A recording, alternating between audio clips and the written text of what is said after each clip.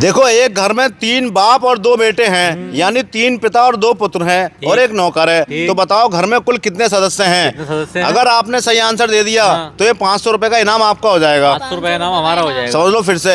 एक घर है, उसमें 3 पिता हैं, 2 पुत्र हैं और एक नौकर है। तो बताओ घर के अंदर टोटल कितने मेंबर हैं, कितने सदस्य हैं? अरे भाई साहब, इतना आसान लेकर आ रहे हो। आसानी, पैसे मत छुओ भाई, पैसे मत छुओ। पहले आंसर दो, अगर आपका आंसर सही होगा ये इनाम आप ही के लिए है भैया, मैं लेके नहीं जाऊंगा। फालतू है तुम्हारे पास? हाँ, फालतू है मेरे पास, मैं देने आया हूँ आपको। इतना आसान सवाल लेकर आए हो भाई साहब। ज्यादा आसान लिया है मैं आज। अगर सुनो, हाँ। अगर दोनों का आंसर सही हुआ तो मैं 250 रुपए दोनों कर दूंगा, और एक का सही हो तो 500 रुपए उसको जाएंगे। लेकिन पहले आंसर दो, पहले आंसर दो। भाई साहब रुक जाओ, बताओ। 3 और 2 5 5 और 1 6 भाई साहब। रुको। आपके हिसाब से 6 सदस्य हैं घर के अंदर, 6 मेंबर हैं। हाँ। बेटा इनका आंसर है 6, इनके हिसाब से घर में 6 सदस्य हैं। अब आप अपना आंसर बताओ, आपके हिसाब से इस घर में कुल कितने सदस्य हैं?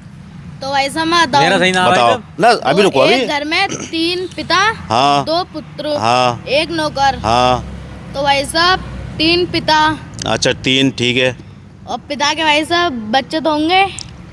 जो बोर्ड पे लिखा है वही है सब कुछ। हाँ तो भाई साहब 3 बच्चे और 3 6 और 2 8 और एक 9 हो गया भाई साहब, 9। अच्छा, आपके हिसाब से 9 आंसर है। हाँ। अब सुनो भाई साहब, इनका आंसर 9, इनका गलत है। और क्या गलत है? आपका सही है बेटे, इनका आंसर गलत है, सही है? इनका गलत है भाई साहब, मेरा सही है। आपका सही है। देखो सुनो, आपके एक जवाब आ गया, आपने बताया 6, इन्होंने बताया 9। मैं आपको एक चांस और देता हूँ, आपका ये आंसर भी माना जाएगा पहले वाला, और जो बाद में आप आंसर दोगे वो भी माना जाएगा। जो सही होगा उस पर इनाम मिल जाएगा। देख लो, मेरे जैसा दिल किसी का नहीं होगा। अच्छा भाई, फिर 2 आंसर 1 ये भी मानूंगा, बाद वाला ही मानूंगा। एक चांस लेकिन ये लास्ट चांस है। एक घर में 3 पिता, 2 पुत्र और एक नौकर है।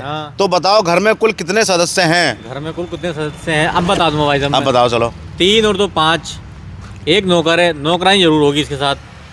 तो 5 और 2 7 हो गए भाई साहब।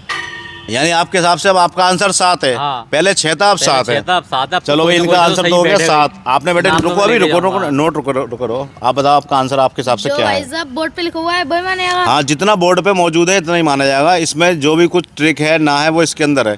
एक घर में 3 पिता, 2 पुत्र और एक नौकर हैं। तो बताओ घर में कुल कितने सदस्य हैं? तो भाई साहब एक घर में भाई साहब तुमने कह दिया वो आप कैसे ही, आप तो कैसे हिसाब लगाओ, ये आपकी मर्जी है।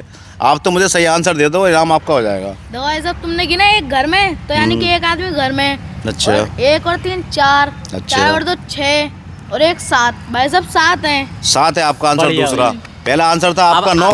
अभी रुको, पैसे लूट के ले आओगे क्या यार? रुको, अभी रुको। पहले आपने आंसर दिया 6, ठीक है। इन्होंने आंसर दिया 9, फिर आपने आंसर कितना दिया? 7, और इनका भी 7 है। अब मैं आपको बताऊं, देखो भाई साहब, पहले आंसर था आपका 6, ये भी गलत है। हाँ चलो, इन्होंने दिया 9 आंसर, ये भी गलत है। फिर आपने दिया 7 आंसर, भैया ये भी गलत है। और इन्होंने दिया 7, ये भी गलत है। आप सही से काउंटिंग ही नहीं कर पा रहे कि घर के अंदर कुल कितने सदस्य हैं। इसमें जरा सी ट्रिक है, आप ट्रिक नहीं समझ पा रहे। चलिए कोई बात नहीं, पैसे मेरे बचे।